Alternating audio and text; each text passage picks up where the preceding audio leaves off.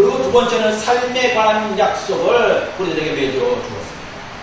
하나님과 노아와 두 번째 약속, 삶에 관한 약속이요. 하나님께서 너희들에게 먹을 양식을 주시리라. 모든 산동물은 너희가 먹을 것이 될지라 채소와 같이 내가 이것은 너희가 다 내게 주라 라고 말씀해 주십니다. 참 감사하죠.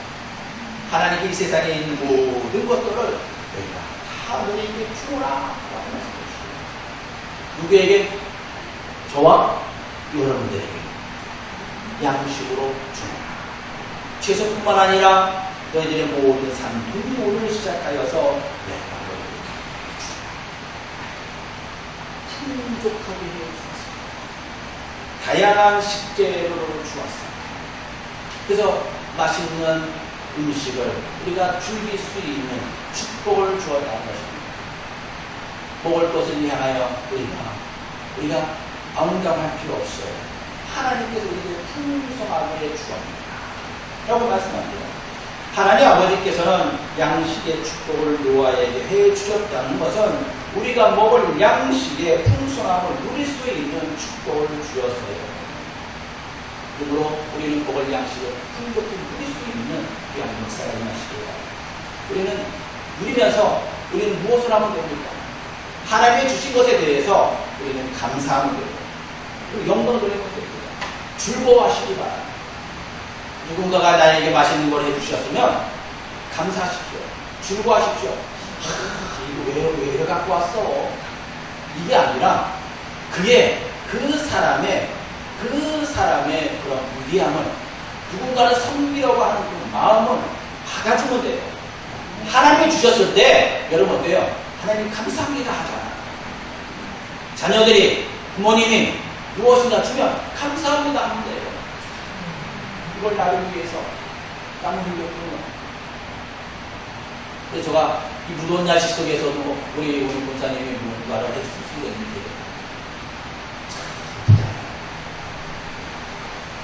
올같이 그렇게 더운 날씨 제가 보지 못했습니다. 근데 어때요? 그 더운 날씨에도 무엇인가 대접합니다. 우리 집사님과 대접해오고 있어요. 참 감사하잖아요. 그게 하나님의 은혜라는 거예요. 그리고 또한 육신을 위한 양식이라는 거예요. 우리가 삶을 살아가는데 필요한 양식을 하나님께서 주셨어요.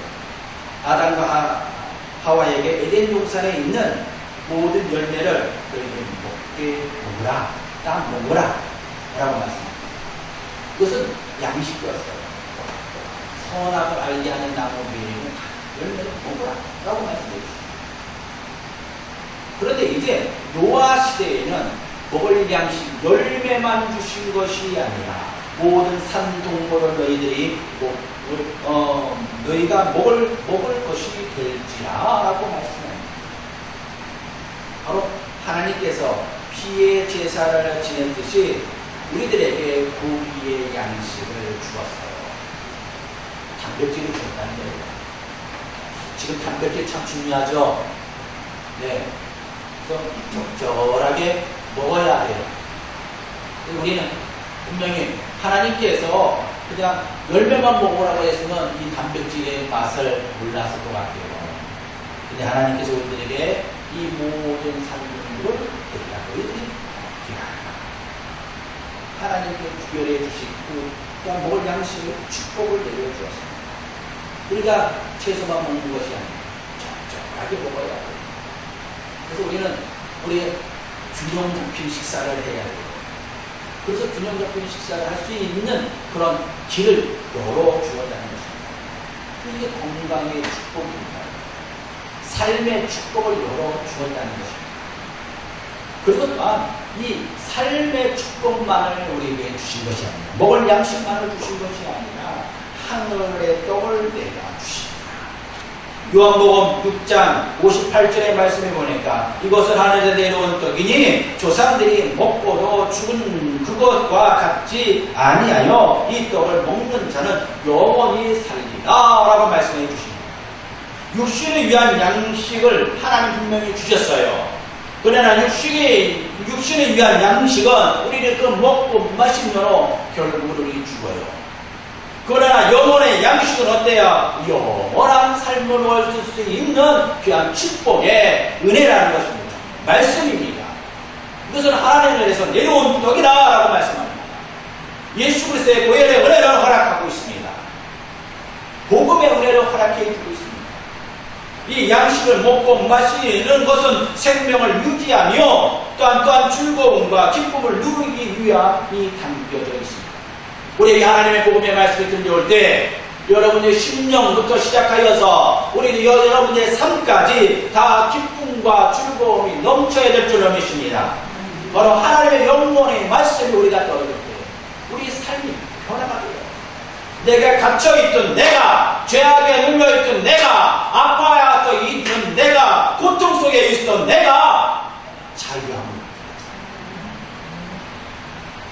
주 예수를 믿어 우리 영혼도 완전히 구원합니다.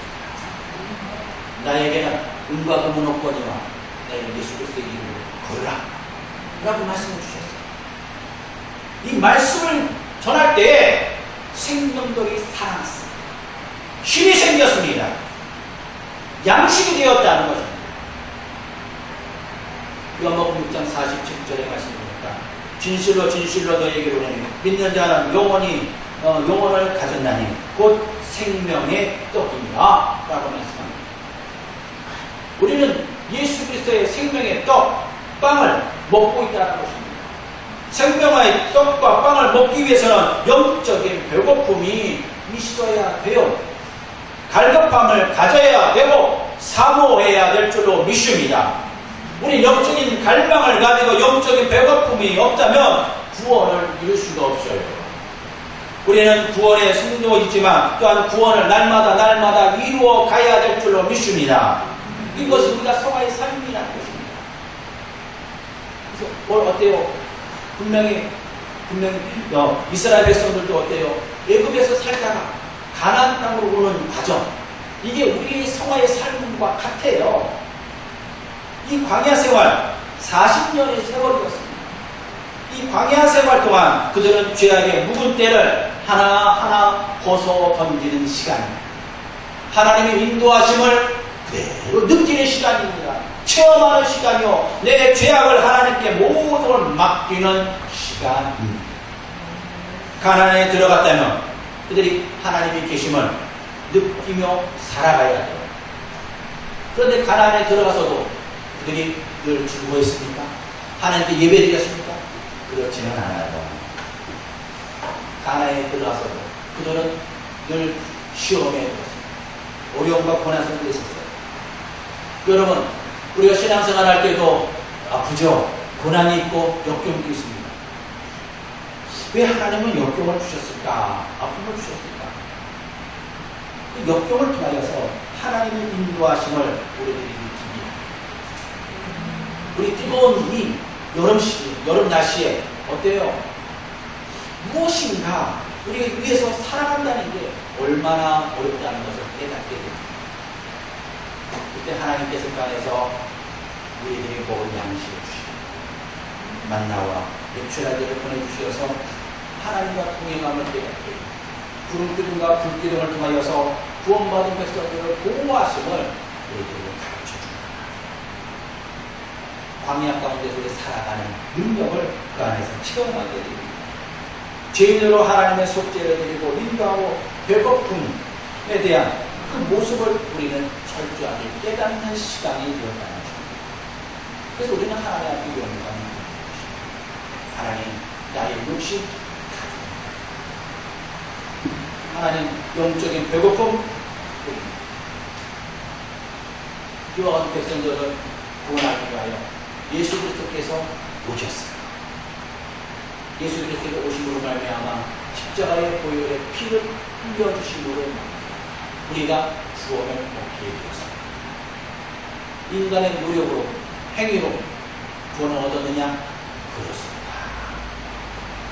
여러분, 구원을 어때요? 우리의 삶을 행위로 얻어지는 것이 아니라 하나님의 은혜로 주신 것이라는 것입니다.